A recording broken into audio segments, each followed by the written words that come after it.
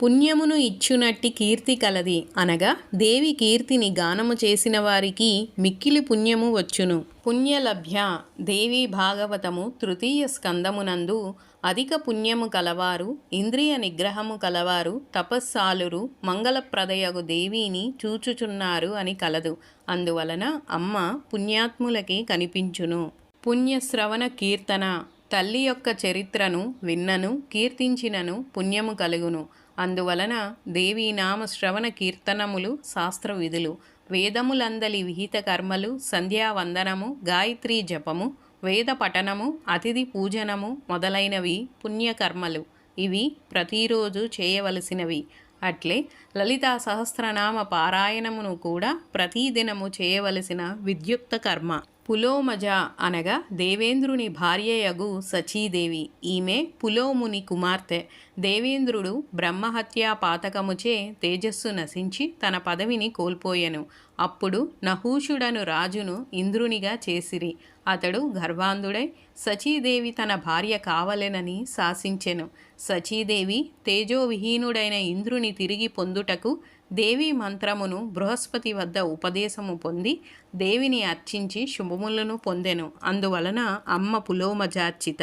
బంధమోచని అజ్ఞానము చేత జీవునికి కలిగిన సంసార బంధమును తొలగించు తల్లి, కారాగారము నుండి విడిపించు తల్లి.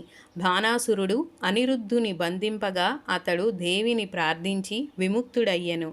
దేవీ భాగవతము షష్ఠ స్కందమునందు ఏకావళి అను రాజకన్య కాలకేతువను రాక్షసునిచే బంధింపబడి యశోవతీ దేవిని ప్రార్థింపగా విముక్తురాలయ్యనను కథ కలదు. వంకరులు తిరిగిన ముంగురులు కల తల్లి. సాధారణంగా నొసటి మీద ముసిరే ముంగురులు నూతన యవ్వనంలో ఉన్న ఆడపిల్లలకు ఉంటాయి. వయసు పెరుగుతున్న కొలది అవి అంతరించిపోతాయి. అమ్మ ఎల్లప్పుడూ 16 వయస్సులోనే ఉంటుంది కాబట్టి బంధురాలక. పరమాత్మ ప్రకాశరూప స్మరణకు విమర్శమని పేరు. ఆ విమర్శ శక్తి చరాచరాత్మకమైన సకల జగత్తుని కలిగించుచున్నది. అదే జగత్తును సంహరించుచున్నది. పదములు అర్థములను బోధించును. పదము స్ఫురించుటలో అర్థము ఆవశ్యకము. ఇది శబ్దార్థములకు గల అవినాభావ సంబంధము. అట్టి స్వరూపము కలది తల్లి. మోక్షమును కలిగించునది జ్ఞానము. ఆ అభేద జ్ఞానమునకే విద్య అని పేరు. తల్లి జ్ఞాన స్వరూపిణి.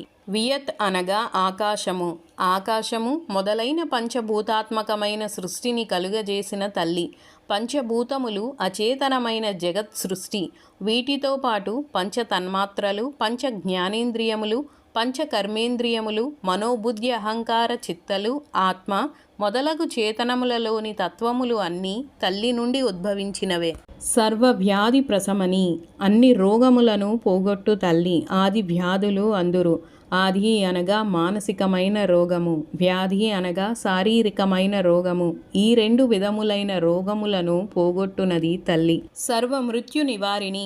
కాలమృత్యువు ఎవరికైనా తప్పదు. అకాల మృత్యువును గండము అందురు. ఇది అనేక విధములుగా రావచ్చును. అగ్ని వలన, నీటి వలన, పిడుగు వలన, ఆయుధముల వలన, పాములు మొదలగు ఇతర జీవుల వలన, ప్రమాదముల వలన, తాత్కాలిక తీవ్ర దుఃఖము వలన, కలిగిన స్వప్రయత్నము వలన కలుగుచుండును.